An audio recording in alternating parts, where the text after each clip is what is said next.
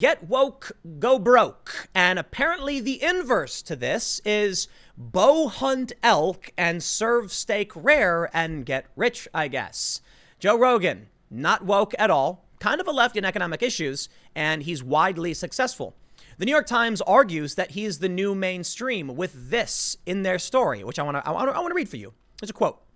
While GQ puts Pharrell gowned in a yellow sleeping bag on the cover of its new masculinity issue, introduced by the editor explaining that the men's magazine isn't really trying to be exclusively for or about men at all, Joe Rogan swings kettlebells and bow hunts elk. Men are hungry. He's serving steak rare. Condé Nast, GQ's publisher, has laid off some 100 employees since the pandemic began.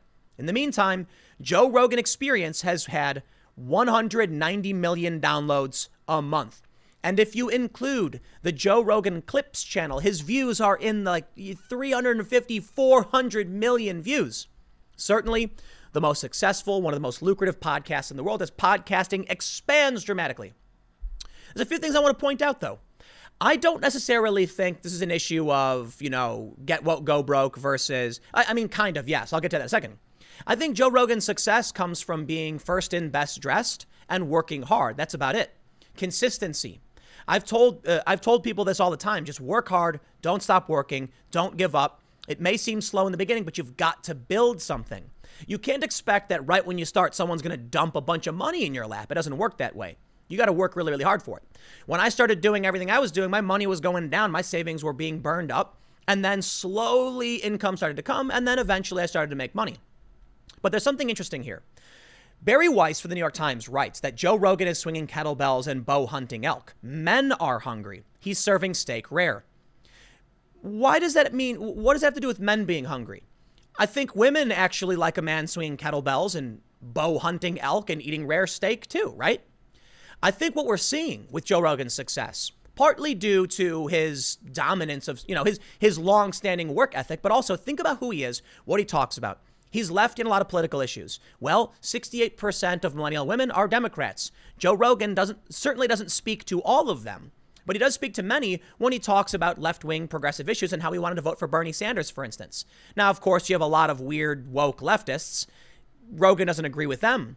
But I think when you look at what GQ is doing, you might understand why it is they're laying people off. Putting Pharrell gowned in a yellow sleeping bag. Do you think women want to see that? Men and women like what Joe Rogan is doing, right? That's the point. It's not about men being hungry. Because the picture painted here by Barry Weiss is kind of like men are looking for content. Well, I think it's fair to point out a large portion of Joe Rogan's audience, his audience probably leans male. I think women like masculinity as much as men do. And there's this weird thing going on that's kind of smearing and attacking masculinity. Let's read a little bit of this, but I want to show you some of the criticisms because one thing I do see here that I find interesting is this idea that everything is easy. Interestingly, it's Joe Rogan himself who actually makes it seem easy. And then we get another New York Times reporter who's actually closer to the woke side, Taylor Lorenz, who counters this. I actually agree with her. I think Joe misses something here. Let's read a little bit and I'll explain what I mean. The New York Times writes, Joe Rogan is the new mainstream media. She says, when I saw the news, the king of all podcasting, Joe Rogan, had inked a deal with Spotify for his widely popular show, I texted to congratulate him on getting crazy rich. How rich? Weirdly richer, he replied. Like it doesn't register, seems fake. I have to imagine everybody who knows Joe texted him because so did I. According to the Wall Street Journal, the deal could amount to more than $100 million, a number that Rogan doesn't want to discuss. It feels gross, he told me, especially right now when people can't work. I'm going to stop right there and just point something out. It shouldn't feel gross at all. You work hard, you play hard. And if people can't work, well, I think what we're actually seeing here is with Joe's line of work in podcasting. Joe, there's so much you can do to help people who can't work. You can help people get started podcasting. I mean, that's one thing. Investing in new shows and new comics, new opportunities for digital stand-up. Joe's been promoting, I think the guy's name is Andrew Schultz. I could be getting the name wrong, on his Instagram. And the dude's hilarious. So there's definitely ways this money can be put to good use and really, really help people. Not only that, if it does feel gross, you can always dish out some to charities. I think you should never be upset if you get a good payday from working hard. Definitely not. But I get it. Check it out. I mean, Joe's a bit of a lefty on economic issues, so this I can understand. She goes on to mention that after they inked this deal, Spotify's stock jumped $1.7 billion to its market cap in 23 minutes. So, hey, man, not only did you get rich, a bunch of people holding that stock also got a good payday, right? So she goes on to mention that, Rogan's a friend of hers and he's an unlikely success story. She said, if I told you that the Fear Factor guy would be successful, you'd think I was nuts. But it's true. His fans are everywhere. She says, I've met them working behind the register and wearing loafers at hedge funds. Rogan's deal comes while the mainstream press flounders, do you mean? The pandemic has cut the legs out from under many publications. Every day it seems another blue check mark with a degree from the right college hangs up her pixelated shingle, while the rest of us avert our eyes, hoping we won't be next. The timing of Rogan's rise and the old guard's disintegration is not coincidental. His success was made possible, at least in part, by legacy media's blind spots. He then goes on to talk about GQ and their weird new masculinity issue, which I'm going to stress again. Men and women like masculinity, and men and women like femininity. So I don't know who these weird woke people are that are convincing you to put a dude on a dress on the cover of your magazine. I don't care if somebody wants to wear a dress. You can call it whatever you want. Fine by me. But don't be surprised if people don't buy your magazine anymore. Now, that being said, I think it's fair to point out there are some, consumption issues to consider here. How many people are still buying magazines? And GQ does have a YouTube channel with 5 million subscribers, and they frequently get millions of views. So let's be real. GQ has its success. It's not really a get what go broke story. But I do think it's fair to point out that in digital media, Joe Rogan certainly is doing better than GQ, and I have to wonder if him being a regular dude plays a role in this. She mentions his success signals a profound shift, or several of them. A shift in what people want to talk about, how they want to hear it, and who they want to hear it from. Does the man himself buy any of this? I called him to find out. All the answers are, I don't think about it. And P.S., I'm dumb, he said. She goes on to mention that Joe uses this defense, like, hey, if you're taking my stuff too seriously, you shouldn't because I'm just an MMA guy. And that's a good point. And self-deprecation is humbling. So it's cool that, Joe is not too full of himself. But Barry does mention he's not dumb. And let's be honest, he's a very, very smart guy. He reads a lot, too. He knows a lot. He reads a lot. He may not be the smartest in terms of specializing in an issue, but as a comedian who's got his thumb on the pulse of culture, well, how else do you think he can be funny making fun of Hillary, Trump, or Tiger King, or whatever it is he's joking about? Because he pays attention, and he knows how to run a business, and it works. She does go on to ask him, though, and he mentions that, let's just read a little bit more. The problem, he told me, is that cell phone also has YouTube videos of the craziest thing ever. Babies landing on cats and animals attacks on naked people. Animals attacks and naked people. Why would you read a 2,000-word story about the collapse of healthcare in Venezuela when you can zone out with some TikToks? That's actually not necessarily it. It's that, like Barry Weiss mentions, you can turn on a podcast. You're probably listening to what I'm saying right now while doing something else. You actually can't watch a video while doing something else. For the most, you kind of can. You can glance over it. But if you're cooking, you're listening.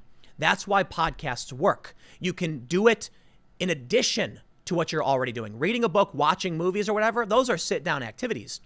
But one of the more interesting things, a few things I want to bring up, is that Joe says podcasting is all freeballing, he added.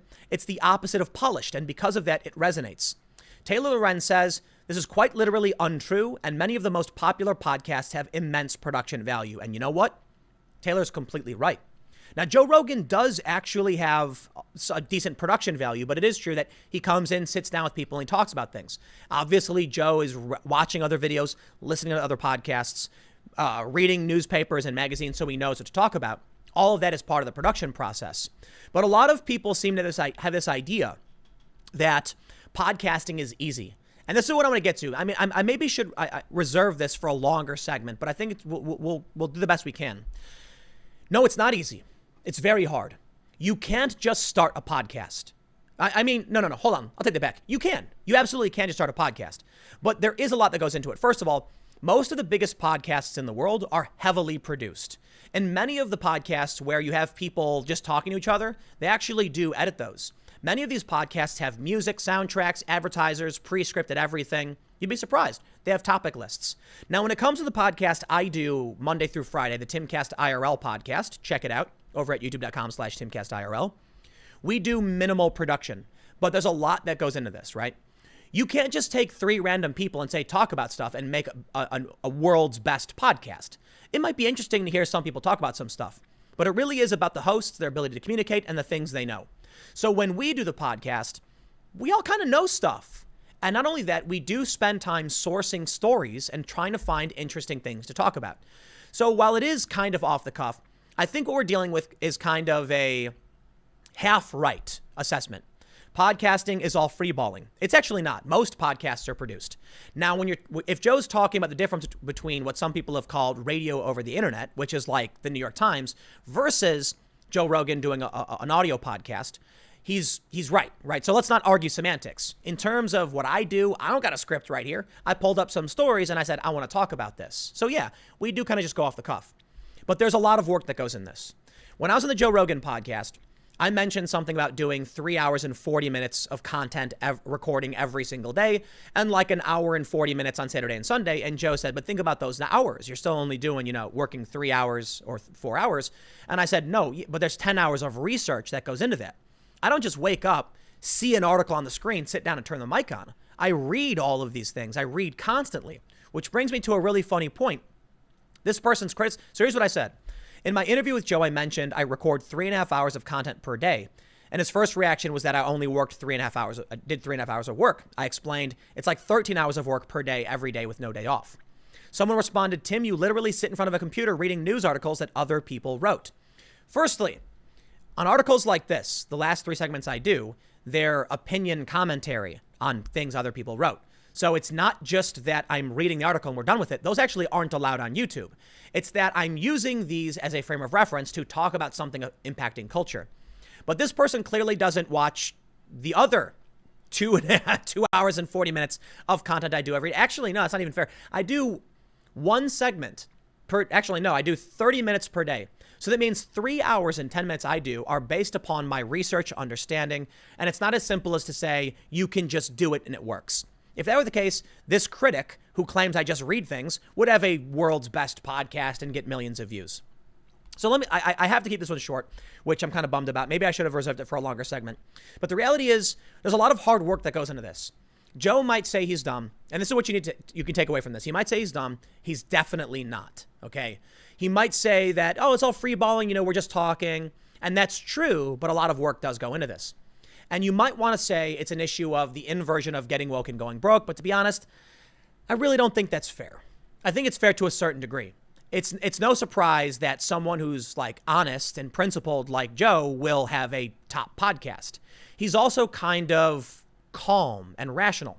Some people criticize him. They say that he adopts the opinion of whoever's sitting in front of him. I think that's just him entertaining the ideas of the podcast guests like a host is supposed to do. They say the same thing about Dave Rubin. What do you want him to do? You want him to argue nonstop? That's not the point of a good interview.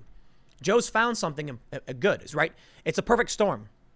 He was first in and best dressed, right? And what that means is he started early, he's really good at what he does, and he stayed on top by being consistent and working really hard. In the end, if you start working hard, you can succeed. And that's the most important takeaway from this. So, not the most culture, I don't know, whatever. I wanted to talk about it. So I hope you enjoyed this segment. Stick around. I got a couple more segments coming up in a few minutes, and I will see you all then.